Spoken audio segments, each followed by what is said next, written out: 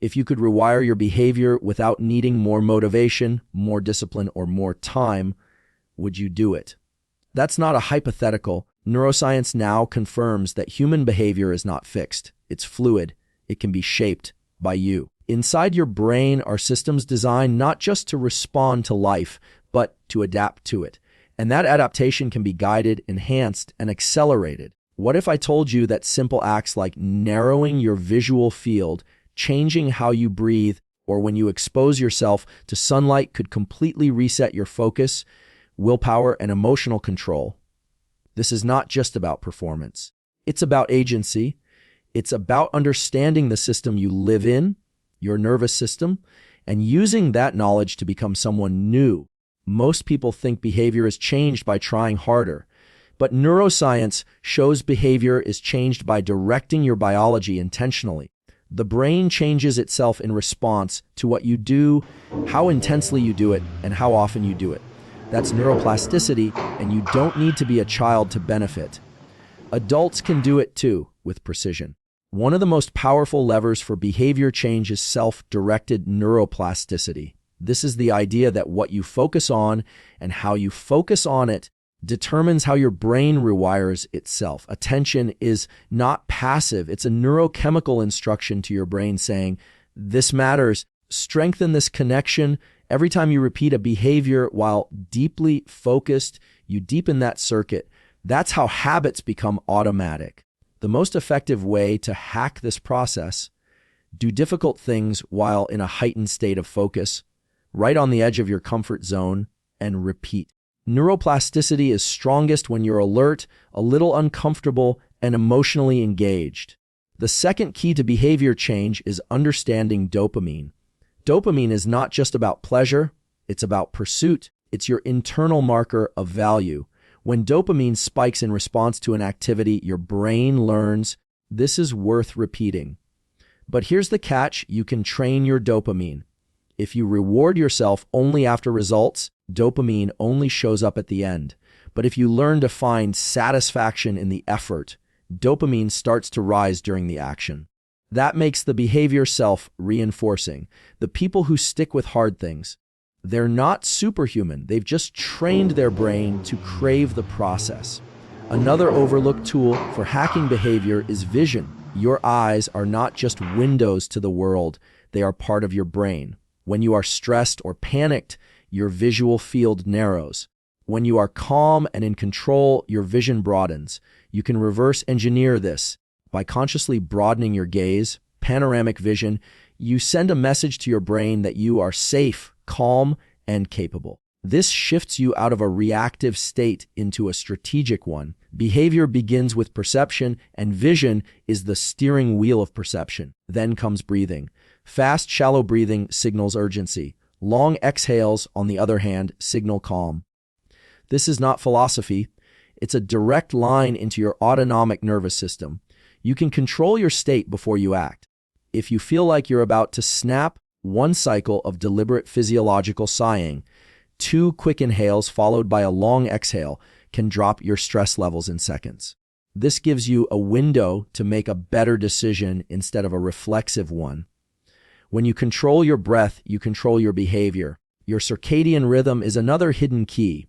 The timing of your light exposure, movement, meals, and focus windows determine your hormonal landscape.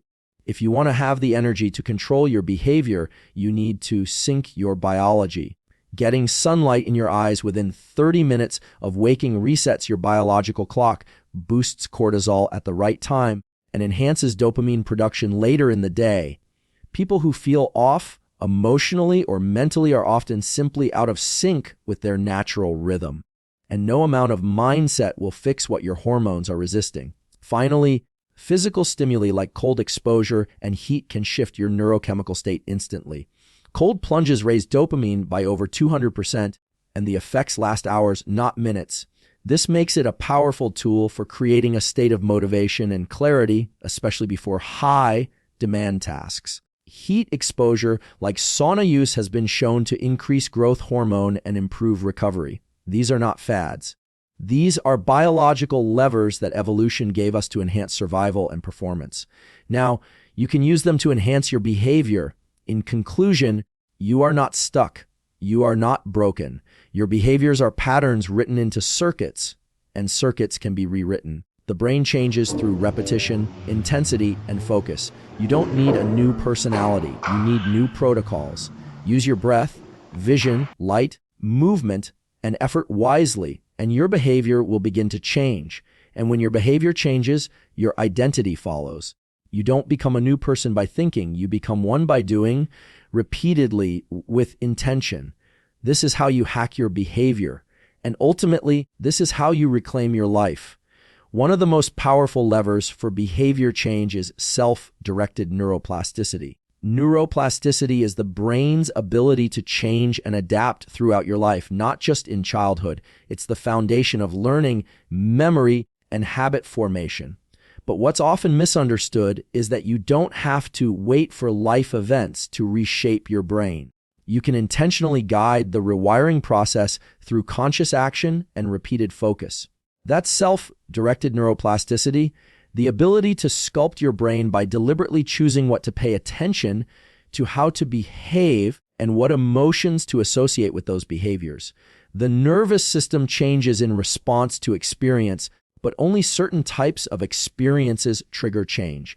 The ones that do are emotionally charged, focused, and repeated. If you simply go through the motions, your brain doesn't mark the moment as important.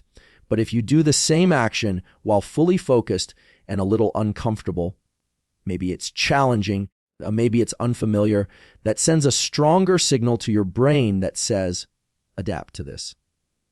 This means that discomfort, when paired with intention, is a trigger for change. It's not enough to think differently. You must behave differently while paying attention to what you're doing. That's when synaptic plasticity is turned on. That's when new pathways start to form. Think about trying to break a bad habit. Most people try to stop the behavior cold using willpower. But if the brain still sees that behavior as useful or rewarding, it will eventually win. Instead, you can weaken the old circuit by replacing it with a new one, by practicing a replacement behavior under stress while focused over and over again. The more focused your attention is, the more likely the brain is to strengthen the new circuit and let go of the old one. Even visualization works in this domain because the brain doesn't fully distinguish between imagined behavior and real action when it's deeply focused. This is why elite performers use visualization not for motivation, but for reinforcement. Self-directed neuroplasticity also relies on timing. When you learn or behave with intention immediately after a spike in alertness or emotional intensity, the brain becomes more plastic. The best windows for this are after exercise, deep focus, or heightened emotional states. These are the moments when the brain's neurochemical state is primed for change, when acetylcholine, norepinephrine, and dopamine are elevated, which help mark synapses for rewiring. But the final key is sleep. During deep rest, the brain consolidates whatever you practiced during the day, pruning unused pathways and strengthening active ones. So when you combine intense, focused effort with quality sleep, you are setting the stage for permanent behavioral transformation. Self-directed neuroplasticity is not a magic switch. It's a system you can engage on purpose. The person you want to become isn't just a goal. It's a set of behaviors waiting to be repeated under the right conditions.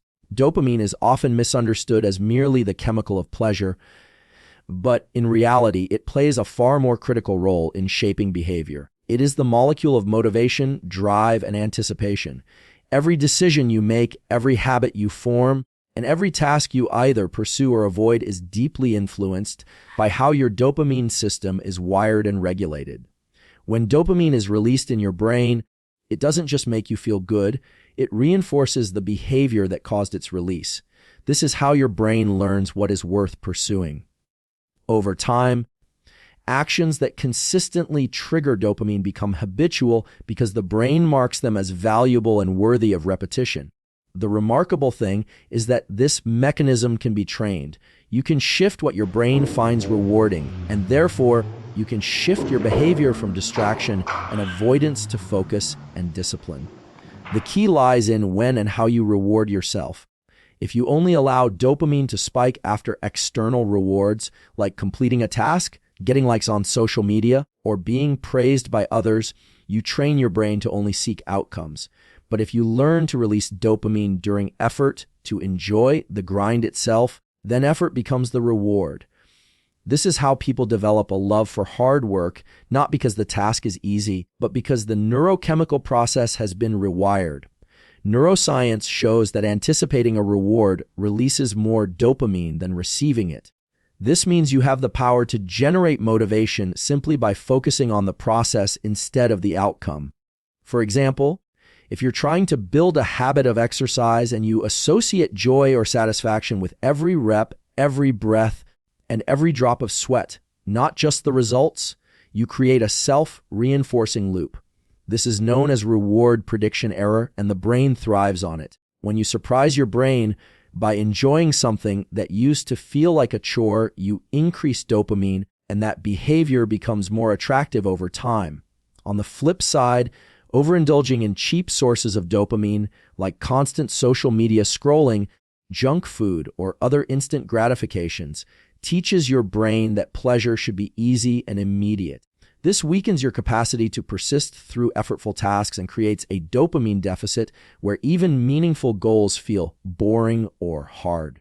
But by intentionally reducing these dopamine overstimulators and replacing them with more challenging but rewarding behaviors, you reset your dopamine baseline. This reset makes life feel more vibrant again, where things like reading, deep work, or even silence start to feel rewarding. You can hack your motivation system not by forcing yourself to be disciplined, but by training your brain to release dopamine in response to things that build your future, not just entertain your present. The ability to shift where and how dopamine is released is one of the most powerful behavior tools you have, and it's available every single day. Vision is not just a sense, it's a powerful steering system for your brain and body. The moment you open your eyes each morning, your visual system begins to shape your internal state, your mood, and your behavior. Most people think of vision as passive light comes in and the brain interprets it. But in reality, vision is deeply connected to your nervous system's arousal states. When you feel stressed or anxious, your pupils dilate and your visual field narrows. This is called tunnel vision. It's a survival response designed to help you focus on a threat. But that same mechanism, when triggered chronically by daily stressors, keeps your body and mind locked in a reactive state. You start to behave reflexively, not reflectively. The good news is that you can reverse engineer this response. You can use your eyes to shift your state rather than letting your state control your eyes. This is known as top-down control. One of the most powerful techniques is panoramic vision. When you deliberately expand your visual field by softening your gaze and taking in more of the environment side to side, you signal to your brain that you are not under immediate threat. This naturally reduces stress, lowers your heart rate, and activates the parasympathetic nervous system, which is responsible for calm and recovery. This shift allows you to engage in behaviors from a state of grounded awareness rather than anxious urgency. The position of your eyes also influences your focus and readiness. Looking slightly upward tends to increase alertness and engagement, while looking downward often correlates with introspection or fatigue. Understanding these subtle cues helps you manipulate your mental state through small, deliberate shifts in eye position and gaze. For example, if you're trying to stay alert during a task, periodically lift your eyes above the midline. If you want to calm down, widen your gaze and allow your peripheral vision to expand. The eyes are also deeply tied to your circadian rhythm. Light exposure to the eyes early in the day, particularly within 30-60 minutes of waking, sends a powerful signal to your brain's central clock in the hypothalamus. This sets the rhythm for hormone release, body temperature, and energy cycles throughout the day.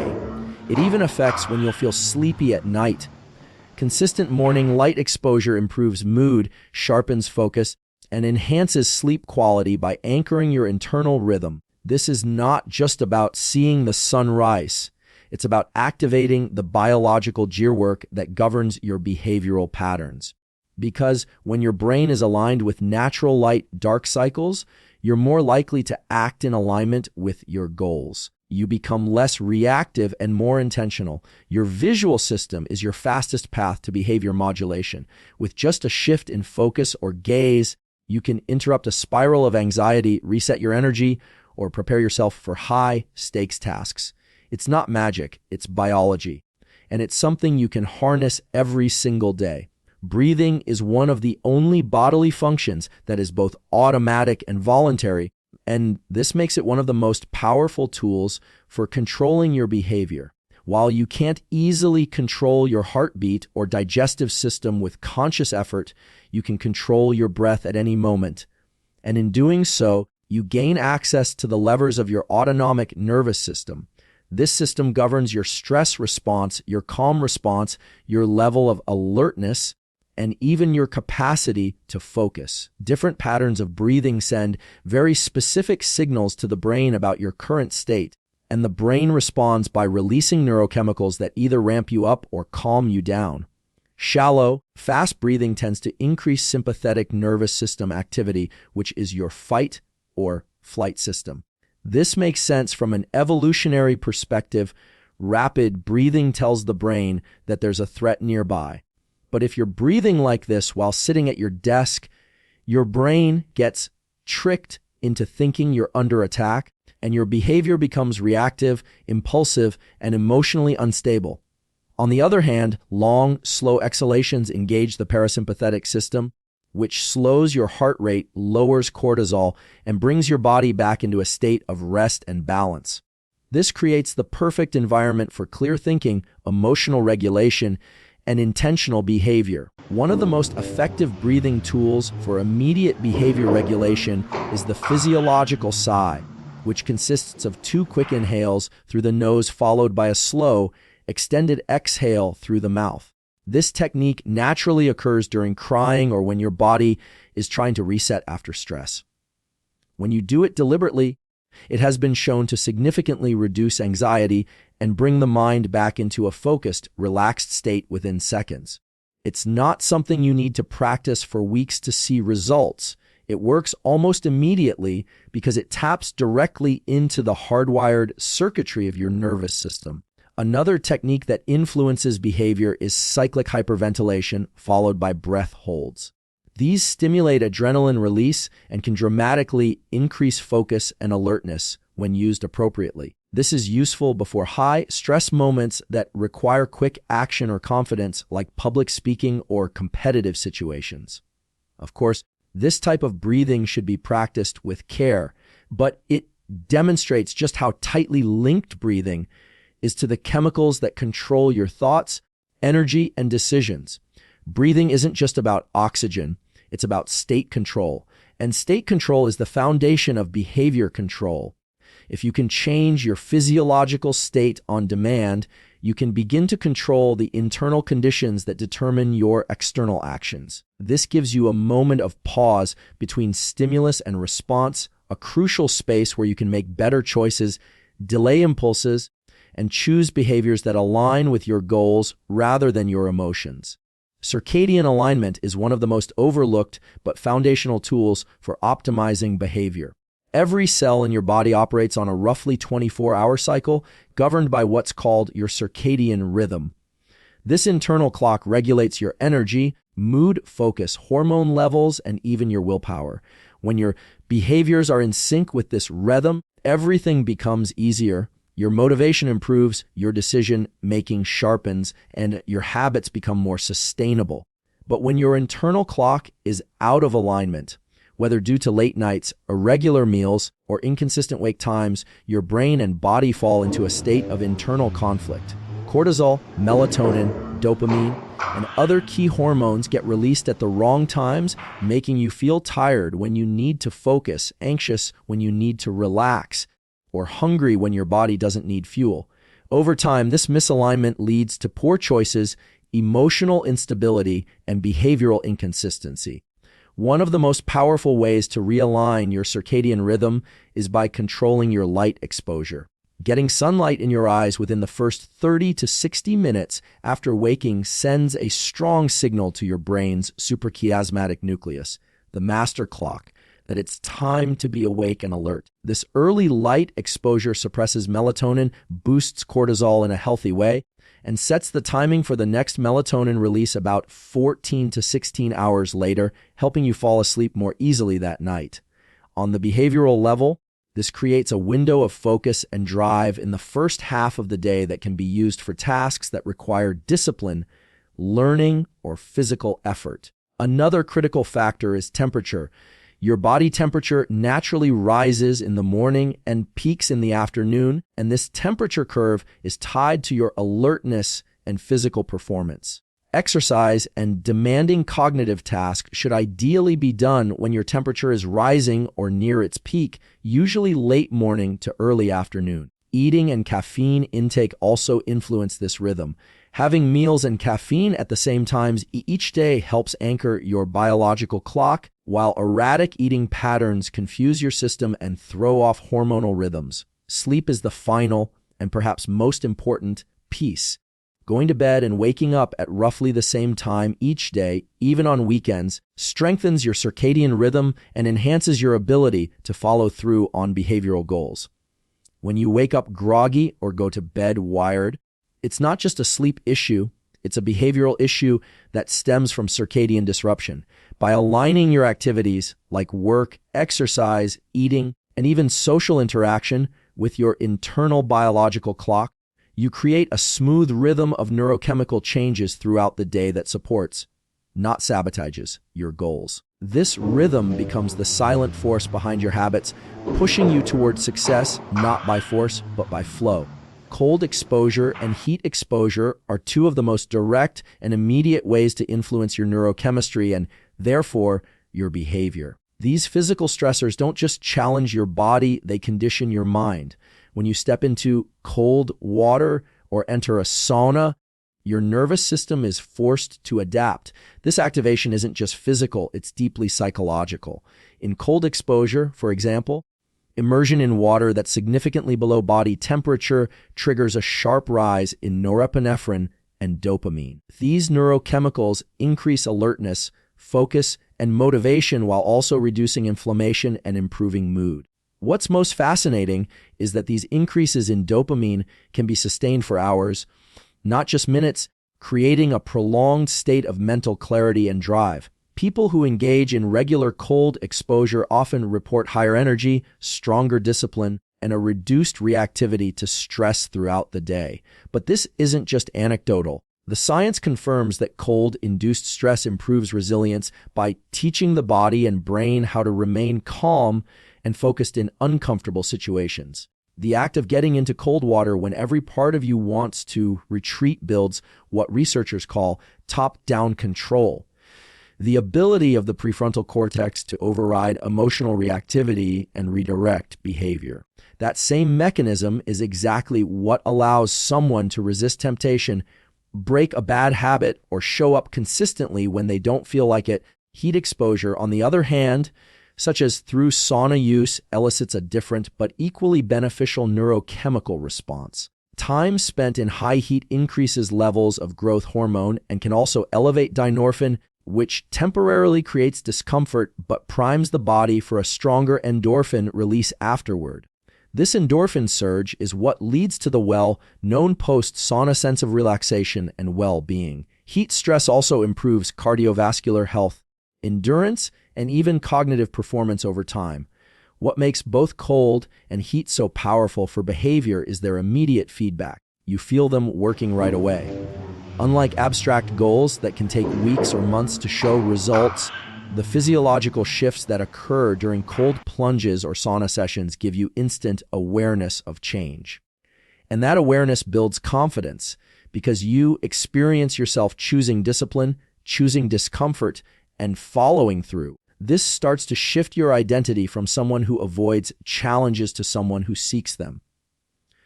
When you repeatedly engage with these stimuli, you don't just change how your body reacts to stress, you change how your brain thinks about stress. You build a new association where discomfort no longer signals danger, but growth And over time, that rewires how you show up in every area of life, from your work to your relationships to your goals. Cold and heat are not just physical tools, they are behavioral conditioning systems that train your mind to lean into hard things and find control inside the chaos. In the end, behavior is not something that happens to you. It is something you can intentionally design. Every thought you think, every emotion you feel, and every action you take is shaped by the state of your nervous system. And the incredible truth is that your nervous system is not fixed. It adapts, it rewires, and it responds to what you do, how you do it, and how often you do it. You are not a prisoner of bad habits, emotional reactivity, or lack of motivation. You are equipped with a system that is constantly listening, constantly changing, and constantly waiting for direction.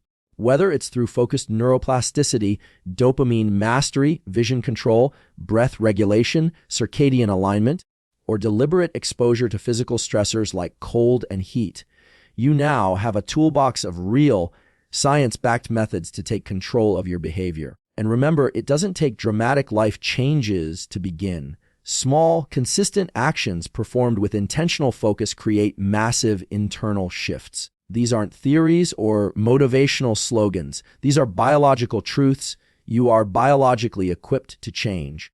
You are chemically capable of transformation. Behavior isn't about willpower alone. It's about knowing the system and learning how to work with it, not against it.